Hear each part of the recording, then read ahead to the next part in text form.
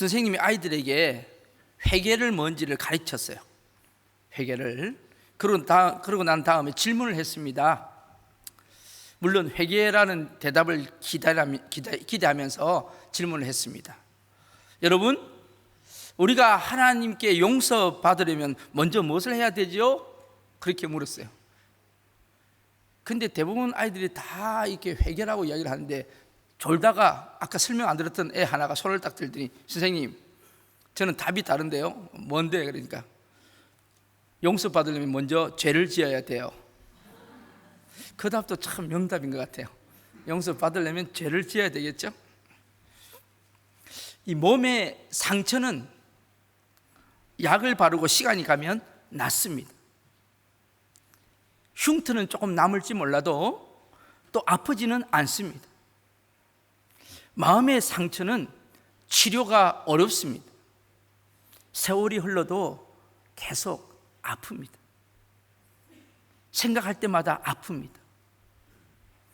마음의 상처 치료제는 용서입니다.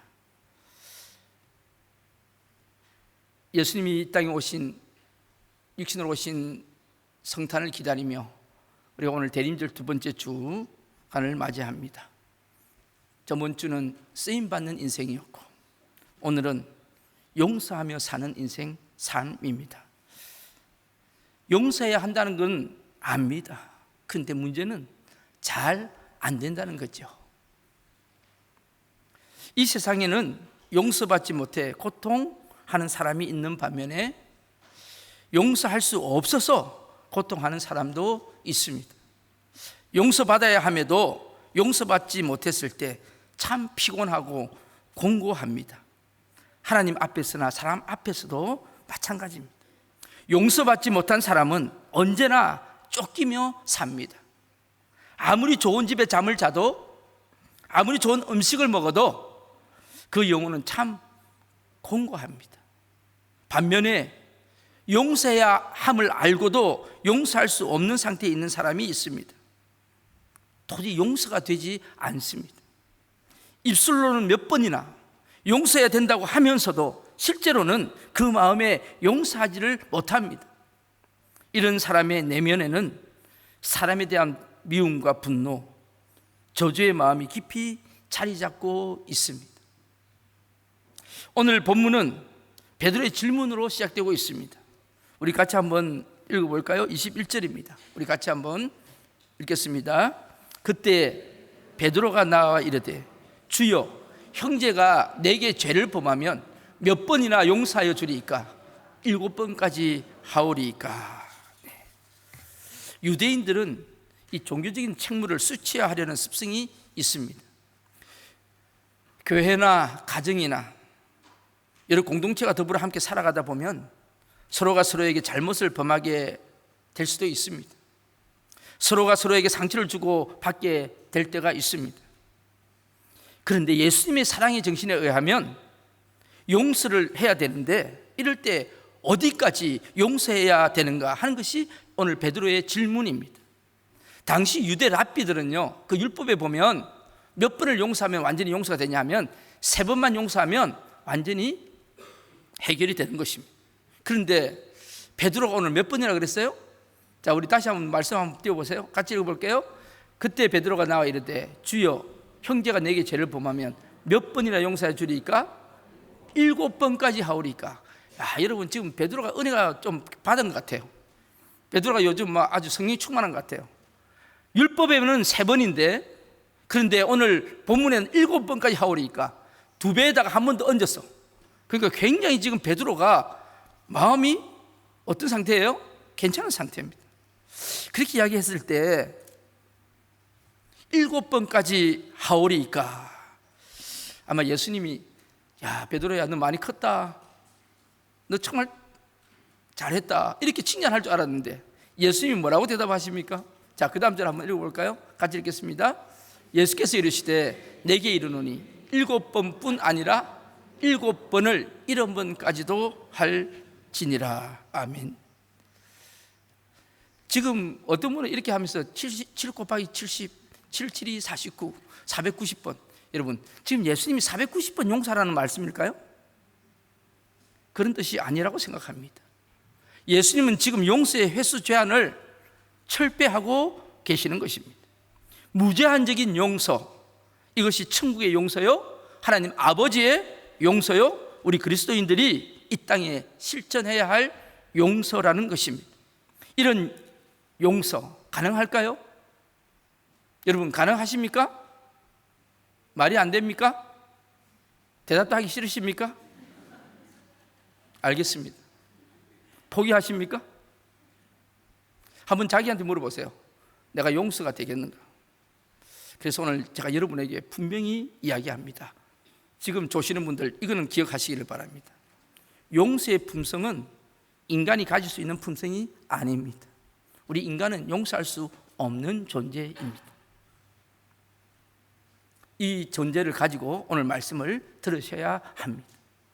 우리가 어떤 일을 하려면 반드시 알아야 할 것들이 몇 가지 있습니다. 먼저 그 일을 해야 하는 이유를 우리는 알아야 합니다. 이유도 모르고 어떻게 일을 할 수가 있겠습니까? 그리고 그 일의 중요성도 알아야 합니다. 그 일의 중요성을 알아야지 최선을 다할 수 있지 않겠습니까? 또 그 일을 하는 방법도 알아야 되지 않겠어요? 아무리 그 일을 잘하고 싶어도 방법을 모르면 할 수 없지 않겠습니까? 용서도 마찬가지입니다. 왜 우리가 용서해야 하는지 그 이유를 분명히 알아야 합니다. 그리고 용서의 중요성도 알아야 되고 또 용서를 하는 방법도 알아야 합니다. 오늘 이 시간에 제가 말씀에 의지해서 선포해 드리겠습니다. 지금 용서 문제 때문에, 분노 때문에, 증오 때문에 지금 기도하는 분들이 있으시다면 오늘 이 말씀이 나에게 주시는 말씀이 되기를 바라고요, 해결할 수 있는 은혜가 있기를 축복합니다. 용서란 무엇입니까? 자, 용서가 뭐예요? 우리는 먼저 용서에 대한 잘못된 생각을 많이 가지고 있습니다. 어떤 분은 이렇게 용서를 생각해요. 자기 감정을 누르고 억제하는 것을 용서라고 생각합니다. 참아야지.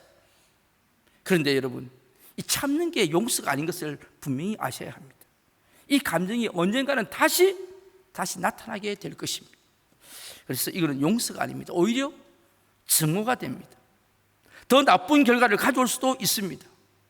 그런가 하면 어떤 분은요, 이걸 용서라 생각해요. 상대방을 피하고 만나지 않고 보지 않으면 된다, 이런 생각을 가진 분들도 있습니다. 여러분, 그래서 교회 오면 보기 싫은 사람 있으면 피하고 이불로 길 돌아가고, 이건 역시 올바른 용서의 정신이 아닙니다. 여러분, 함께 살면서 피한다고 만나지 않는다고 만나지지 않습니까? 어느 부부가 싸웠대요. 그 남편이 내일 출장을 가야 되는데 새벽 5시에 일어나야 된대요. 근데 말은 하기 싫고, 그래서 부인한테 그렇게 했대요. 나 내일 일찍 일어나야 돼. 5시에 깨워줘. 그리고 딱 쪽지를 해가지고 냉장고 앞에다 딱 붙여놨어요. 부인이 봤어요. 잠을 잤어요. 그 다음에 아침에 눈을 떴더니 7시예요. 화가 났습니다. 그래서 냉장고 앞에 딱 갔더니 옆에다 이렇게 써놨어요. 5시에요. 일어나세요. 쪽지 붙여놨다. 서로 득이 안 되지 않습니까? 다 손해잖아요.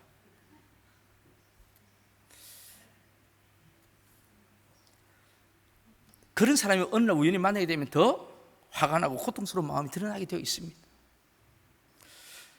또 어떤 분은요, 이런 마음을 가진 분이 있어요. 어떤 사람을 용서하긴 해야겠는데 네가 찾아와서 나한테 빌면 용서해 주겠다는 거예요. 우리 방법이죠. 전혀 안 그러신 거는 그렇게 생각하시네. 네가 찾아와서 잘못했다 그러면 내가 용서해 주겠다는 거죠. 이거 역시 주님이 가르쳐 주신 용서의 정신은 아닙니다. 주님은 우리에게 상대방이 잘못을 빌든지 안 빌든지 그런 거 상관하지 말고 무조건 용서하라고 말씀하십니다. 예수님 십자가에 달리셔서 자기를 못 박고 조롱하는 무리들을 바라보면서 하나님께 무엇이라고 기도하셨습니까? 아버지여, 저들의 죄를 용서하여 주옵소서. 자기들이 하는 일을 알지 못함이니라. 그래서 오늘 이 시간에 용서가 뭔가 여러분에게 정의합니다. 정리하시기를 바랍니다. 적는 분들 이런 걸 잘 적어 놓으셔야 돼요. 다른 거 적지 마시고 이런 걸 적어야 된다고. 다른 거 막 적으시고 이거 할 때는 안 적으시더라고. 잘 정리해 놓으세요. 용서가 뭔가? 내가 잘못한 사람들이 나를 통해 용서받고 치유받을 수 있도록, 그 다음에 굉장히 중요합니다. 하나님께 맡겨드리는, 내가 하는 게 아니고 하나님께 맡겨드리는 신앙적인 결단이 용서입니다. 제 생각입니다. 제 생각. 그러니까 내게 잘못한 사람들이 나를 통해 용서받고 치유받을 수 있도록 하나님께 맡겨드리는 그런 신앙적인 결단이 용서라는 것입니다. 그럼 왜 용서를 해야 합니까? 왜? 여러분, 용서를 하고 나면 가장 복을 받는 사람이 누구겠어요? 성가대 누구겠어요? 용서를 하고 나면 누가 가장 복 받을까요? 그래요. 나 자신입니다. 그러므로 복은 자기가 받는 거예요. 반면에 내가 누군가를 용서하지 않고 산다면 가장 큰 피해를 입는 사람은 누굴까요? 누굴까요? 예, 나 자신입니다. 여러분 어떻게 그렇게 잘 아세요? 우리 자신이 하나님 앞에 용서받지를 못합니다. 영적으로, 정신적으로, 육체적으로 내게 심각한 문제들이 생깁니다. 여러분, 정신병원에 가서 이렇게 상담을 해보면, 이번에도 우리 한 주간 인지치유 세미나를 했는데, 여러분 정신병자들 80%가 왜 정신병동에 오는지 아십니까? 남을 용서하지 못하고 미워했기 때문에. 그게 80% 이유라는 것입니다. 그러니까 여러분, 좋은 말 할 때 빨리 용서하세요. 괜히 또 저랑 정신병동에서 만나가지고 예배하는 일이 없기를 바랍니다.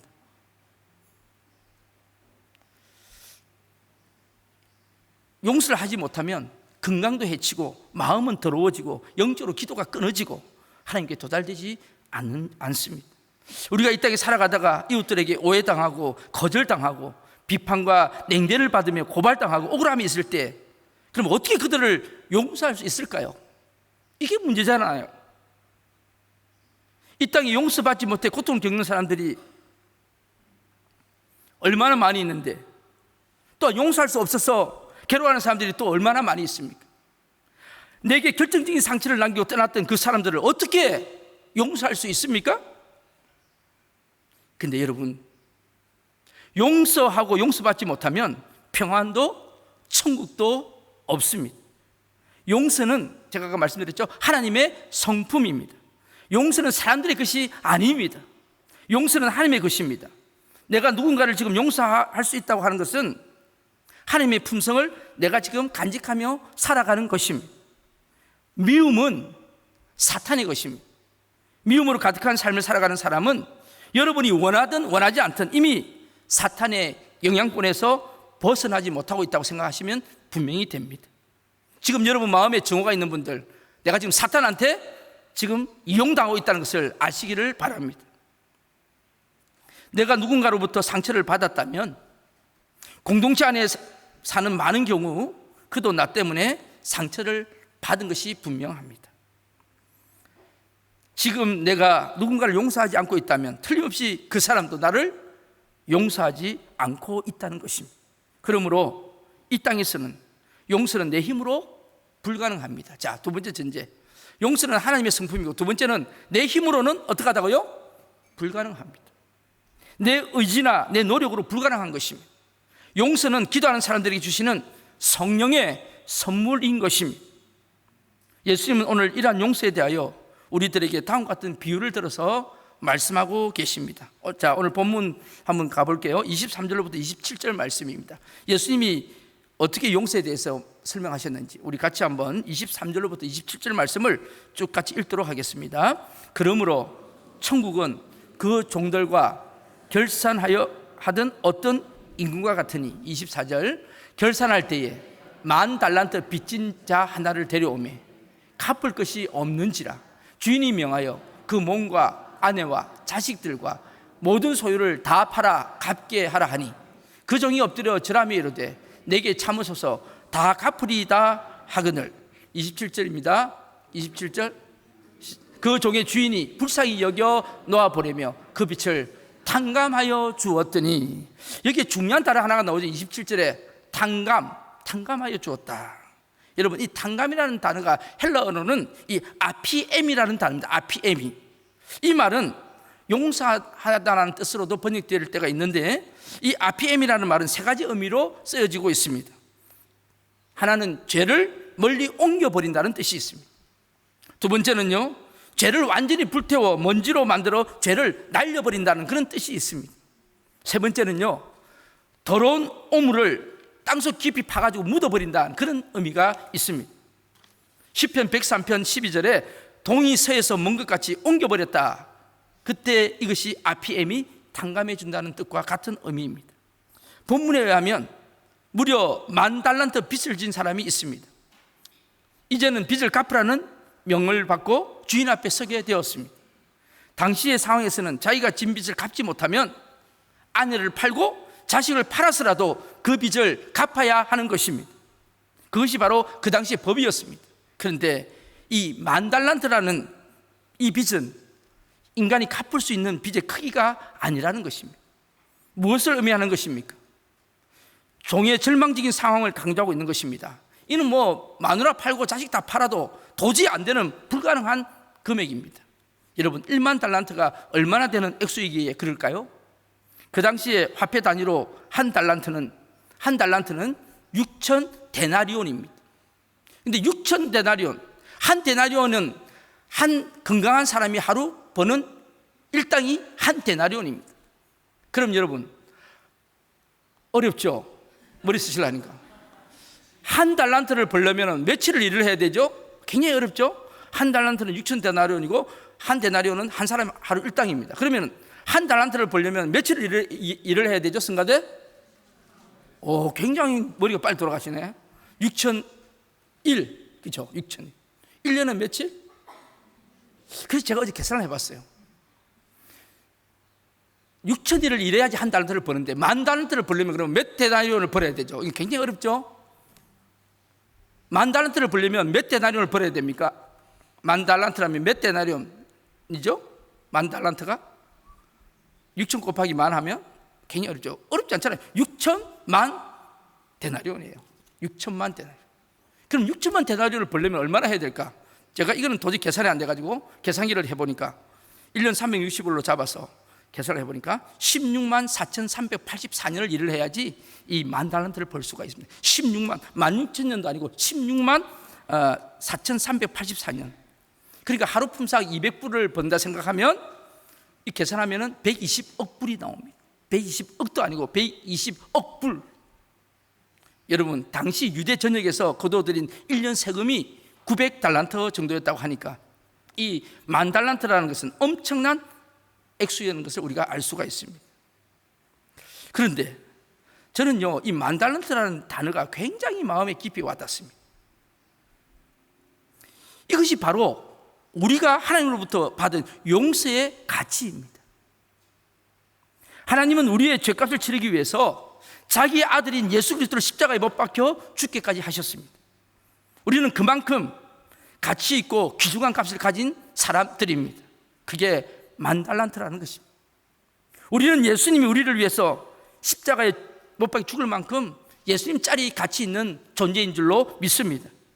10,000달란트는 허물과 죄로 죽었던 우리들, 본질상 진노의 자식이었던 우리들, 공중곳에 잡은 사탄에게 종노릇하며 이미 지옥 자식으로 등록되어 있던 우리를 건져낸 값이 바로 오늘 이 10,000달란트라는 것입니다. 여러분, 인간이 무엇입니까? 우리 인간은 영적인 파산의 존재라는 것입니다. 이게 인간의 실존이라는 것입니다. 그런 주인 앞에 엎드려서 큰 소리 칩니다. 대단합니다. 이 사람도 조금만 참아주시면 다 갚겠대요. 조금만 참아주시면 다 갚겠대요. 우리의 모습이죠. 그러면서 애걸을 합니다. 그런데 여러분, 애걸로 갚아지는 분량이 아닙니다.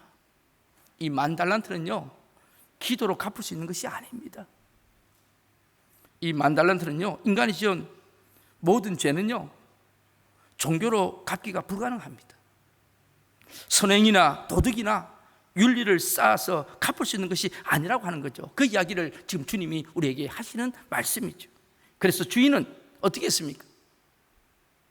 16만 년을 벌어서 갚아도 안 되는 이 돈을 주인은 어떻게 했습니까? 자, 오늘 본문 한번 볼까요? 주인이 어떻게 했는지 우리 같이 한번 27절 말씀 같이 한번 읽었으면 좋겠네요. 시작. 그 종의 주인이 불쌍히 여겨 놓아 보내며 그 빛을 탕감하여 주었다.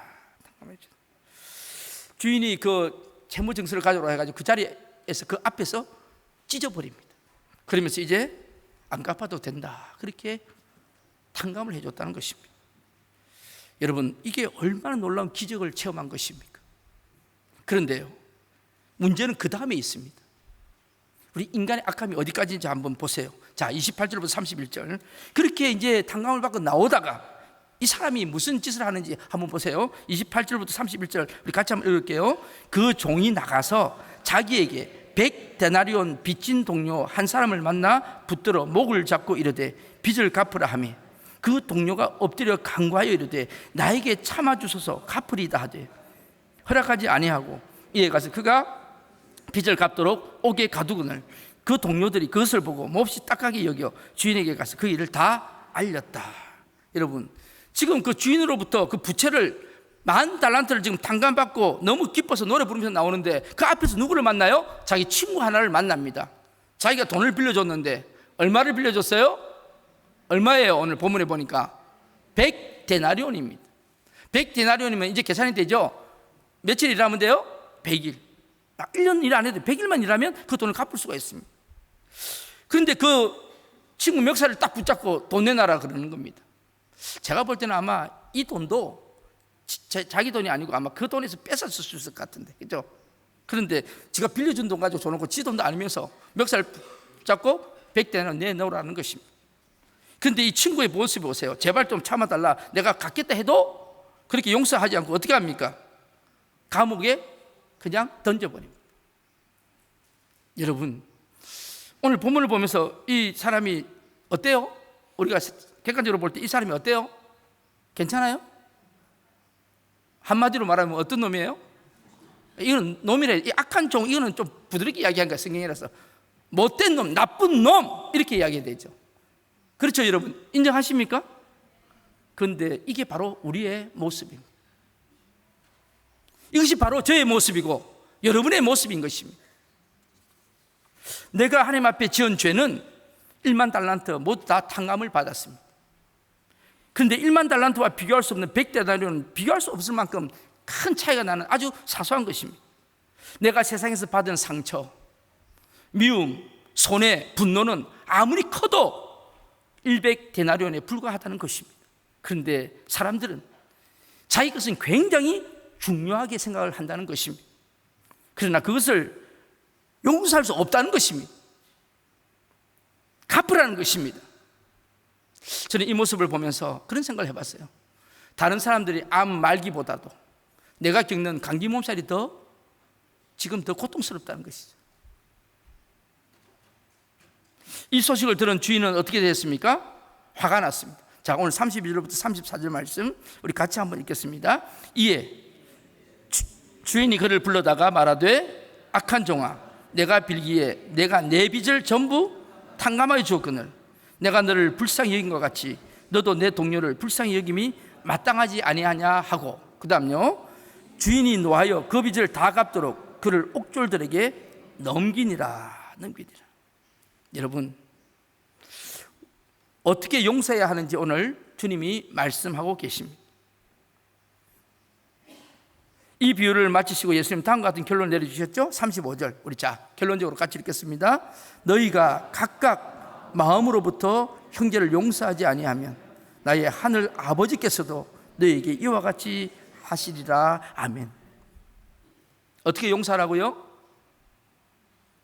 마음으로부터. 여러분, 우리는 용서하지 못하는 자의 저주를 받지 말고 그리스도의 사람으로 용서하는 축복이 있기를 바랍니다. 내 힘으로, 윤리로, 훈련된 지성과 의지의 힘만으로 용서할 수는 없음을 제가 말씀드렸습니다. 그것은 겉으로 용서하는 척하지만 분노의 함정만 더 커지는 것입니다. 우리는 먼저 십자가에서 우리를 용서하신 하나님 아버지의 용서를 깊이 깨달아야 할 줄로 믿습니다. 여러분, 우리가 용서하려고 하지 마시고 오늘 이 시간에 어떻게 용서하라고요? 먼저 나를 용서해 주신 그 십자가의 그 은혜를 우리가 먼저 깨달아야 합니다. 1만 달란트를 탕감해 주신 그 십자가의 그 사랑을 우리가 깊이 생각하면서 감사해야 합니다. 그리고 다음에 내 마음의 중심으로 형제 자매를 용서하라는 주님의 말씀입니다. 이 용서의 능력이 우리를 향하신 하나님의 은혜라는 것입니다. 여러분, 오늘 용서하는 방법은요, 먼저 내가 은혜를 받는 거예요. 내가 은혜가 있어야지 남에게 흘러갈 수가 있는 겁니다. 나는 용서할 마음이 없는데 용서하는 척 하시면 더 마음의 분노는 일어날 수밖에 없는 것입니다. 그래서 오늘 이 아침에 제가 여러분에게 말씀드립니다. 먼저 여러분, 하나님의 은혜를, 내가 용서받았던 그 사실을, 그 십자가의 사랑을 여러분 마음속에 담으시기를 간절히 축복합니다. 그래서 이웃을 용서할 때는 조건을 붙이지 마시기를 바랍니다. 용서의 시제는 현재형입니다. 어떤 분은 용서하라 그러면 이렇게 하시더라고. 일주일 동안 제가 금식하고, 내 힘으로는 안 되니까 일주일 금식하고 그리고 기도하고 용서하겠습니다. 이게 아니라는 거예요.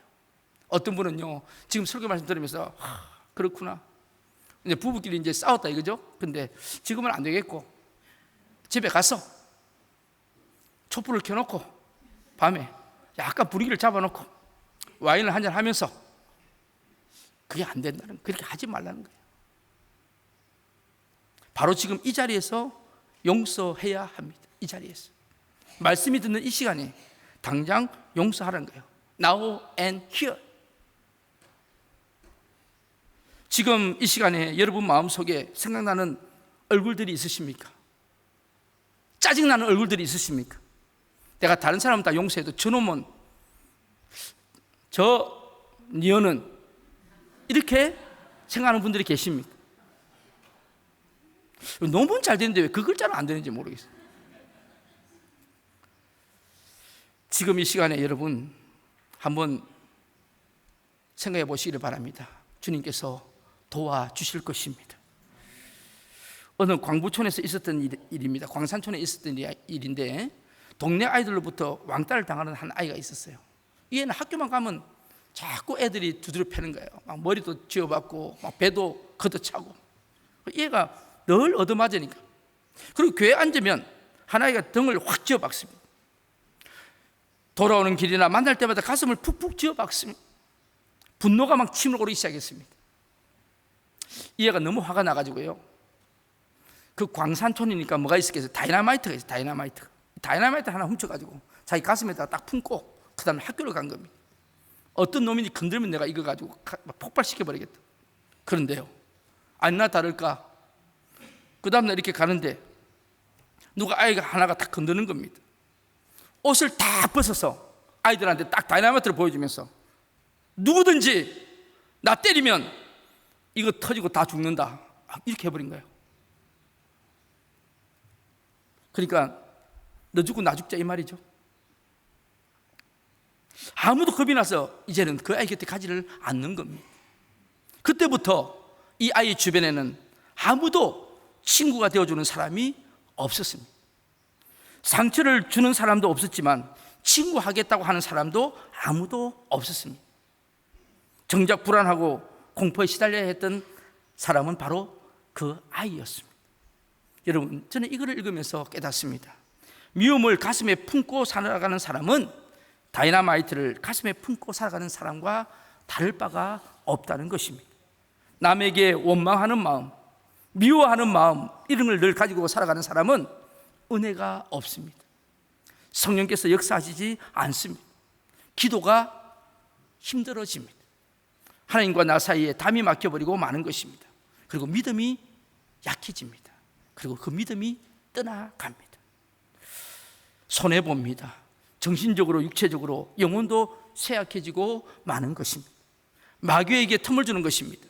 내 인생의 운전대를 마귀에게 맡겨놓고 살아가는 것입니다. 하나님과 나의 사이가 멀어져만 가는 것입니다. 상처에 묶여 살아갈 수밖에 없습니다. 여러분, 누구로부터 상처를 받았던가요? 이 시간에 용서하라 말씀하실 때에 여러분이 떠오르는 사람이 도대체 누구입니까? 지금 이 자리에서 그 이름을 용서하였으면 좋겠습니다. 싸우면 서로 손해입니다. 용서하지 못하면 서로 괴롭습니다. 우리는 용서해야 하고 용서도 받아야 하는 존재들입니다. 요셉은 종살이 중에서도 형들에게 결코 원한을 품거나 악한 마음을 기르지 않았습니다. 그는 감옥살이 중에도 자기를 억울하게 감옥에 보냈던 보디발의 아내를 향하여 칼을 갈았던 사람이 아니었습니다. 요셉이 국무총리가 되었을 때, 자기 형을 만났을 때 나를 팔아넘긴 자들, 그 당시에 목을 쳐도 될 수 있는 그런 상황이었습니다. 나를 억울하게 감옥살이 시킨 그 여자 당장 데려오라 그래가지고 그 여자를 한바탕 혼내줄 수도 있었습니다. 그런데 여러분, 요셉을 보세요. 뭐라고 그랬어요? 자기 형들 보고, 형님들 두려워하지 마십시오. 하나님이 우리를 사랑하셔서, 우리 민족을 사랑하셔서 형님들보다 나를 먼저 이곳에 보낸 것뿐입니다. 이게 구속사적인 하나님의 시선으로 본 해석입니다. 여러분, 오늘 이 예배드린 여러분들에게도 이런 해석이 있었으면 좋겠습니다. 저 친구가 나를 괴롭힌 것은, 내 남편이 나를 이렇게 괴롭히는 것은, 내 아내가 나를 이렇게 힘들게 하는 것은, 하나님께서 내가 하나님을 이렇게 힘들게 하는 것을 되돌아보면서 하나님 앞에 뭔가 겸손해 보라고 주신 하나님의 표시다. 그런 해석이 있으면 얼마나 좋겠나 싶습니다.